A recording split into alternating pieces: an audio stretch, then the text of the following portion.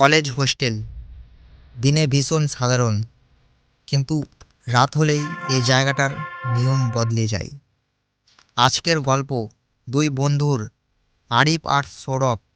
তারা বিশ্বাস করতো না ভূতে, কিন্তু এক রাতের পর এই বিশ্বাস আর থাকে না। Welcome to haunted evidence TV. হোস্টেলটা প্রায় 60 বছরের পুরনো। তিনতলা বিল্ডিং, লম্বা করিডর, রাতে আলো কম। সিনিয়ররা একটাই কথা বলতো, রাত 12টার পর তৃতীয় তলায় যেও না। কিন্তু কারণ কেউ বলতো না। এক রাতে পড়াশোনা করতে করতে ঘড়িতে বাজে 12টা 17 মিনিট। হঠাৎ ধপ ধপ ছাদের দিকে একটা ভারী পায়ের শব্দ। সৌরভ হেসে বলে ইঁদুর হবে, কিন্তু শব্দটা থামে না। আরিফ দরজা খুলে করিডোরে তাকায়। লাইট জ্বলছে, কিন্তু করিডোর ফাঁকা। হঠাৎ তৃতীয় তলার দিক থেকে একটা আওয়াজ, ফিরে যা। সৌরভ বলে, তুই শুনলি কিছু? তারা জানতো তৃতীয় তলায় একটা ঘর আছে, রুম নাম্বার 312, যেটা সব সময় তালা বন্ধ, কিন্তু আজ তালাটা খোলা। ভিতর থেকে মৃদু আলো বেরোচ্ছে। ঘরের ভিতরে ঢুকতেই হঠাৎ ঠান্ডা হাওয়া। একটা পুরনো খাট, ভাঙা আয়না। আয়নায় তাকিয়ে আরিফ জমে যায়, কারণ আয়নায় দুজন নয়, তিনজনের ছায়া। হঠাৎ খাতার পাতা উল্টাতে উল্টাতে একটা নাম পড়ে, রাহুল সেন। সৌরভ ফিসফিস করে বলে, এ নামটা তো আমাদের রেজিস্টারে আছে।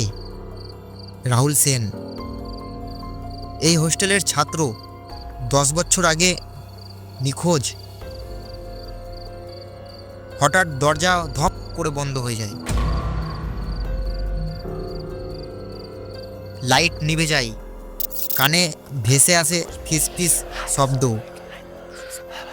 আমার জায়গা কেউ নেয় না। আরিফ অনুভব করে তার কাঁধে কেউ হাত রেখেছে, কিন্তু পিছনে কেউ নেই। হঠাৎ আলো জ্বলে ওঠে, দরজা খুলে যায় নিজে থেকেই। দুই বন্ধু দৌড়ে নিজেদের ঘরে ফিরে আসে। সারা রাত চোখে ঘুম নেই। পরের দিন সকালে হোস্টেল নোটিশ বোর্ডে লেখা, আজ থেকে রুম নম্বর 312 আবার বন্ধ। আর নিচে ছোট অক্ষরে লেখা, কারণ গত রাতে রাহুল সেন নিজের ঘরে ফিরে এসেছে।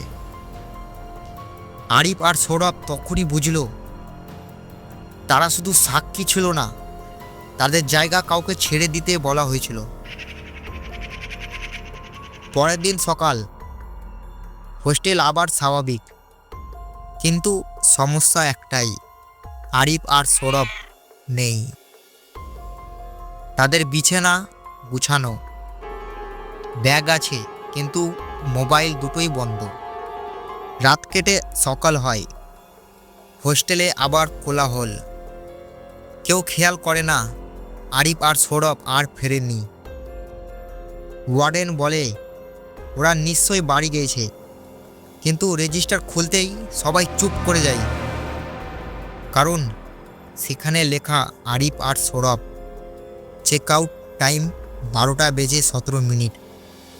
সমস্যা একটাই, এই হোস্টেলে 12টা 17 মিনিটে কেউ চেক আউট করে না। তৃতীয় তলায় করিডোরে একটা টিউবলাইট ধীরে ধীরে জ্বলে, আর ফিস ফিস করে একটা লাইন শোনা যায়, বিশ্বাস না করলে বাঁচা যায়, কিন্তু নিয়ম ভাঙলে নয়। কিছু জায়গা আছে যেখানে থাকার নিয়ম লেখা থাকে, কিন্তু যাওয়ার নয়। 2 দিন পর দুইজন নতুন ছাত্র আসে। ওয়ার্ডেন বলে, রুম নাম্বার 312 ফাঁকা আছে। তারা হেসে ওঠে। ভূতেরও গল্প আমরা বিশ্বাস করি না, কারণ তারা শুনেছিল এই হোস্টেলের রুম নাম্বার 312 ব্যাপারে একটি গল্প। রাত 12:16। নতুন ছেলেরা শুনে হাঁটার শব্দ। তারপর কেউ দরজা বাইরে দাঁড়িয়ে খুব আস্তে আস্তে বলে, নাইট নিভাও। হঠাৎ বাতাস বরফের মতো ঠান্ডা। আয়নার সামনে দুজন দাঁড়াতেই দেখে আয়নায় তাদের পিছনে আরিফ আর সৌরভ দাঁড়িয়ে। চোখ ফাঁকা, মুখে হাসি নেই। হঠাৎ দরজা বন্ধ হয়ে যায়। দেওয়ালে লাল দাগ ভেসে ওঠে। এই ঘর ছাড়বেন না। আরিফের কণ্ঠ শোনা যায়, আমরা ছাড়পত্র পাইনি। পরের দিন সকালে নোটিশ বোর্ডে লেখা, রুম নাম্বার 312 এখন থেকে ফুল। আর নিচে ছোট করে লেখা, ভর্তি চলছে প্রতি রাতে। এই হোস্টেলে চেক ইন আছে, কিন্তু চেক আউট নেই। ভিডিওটা যদি ভালো লেগে থাকে অবশ্যই লাইক এবং সাবস্ক্রাইব করতে ভুলবেন না।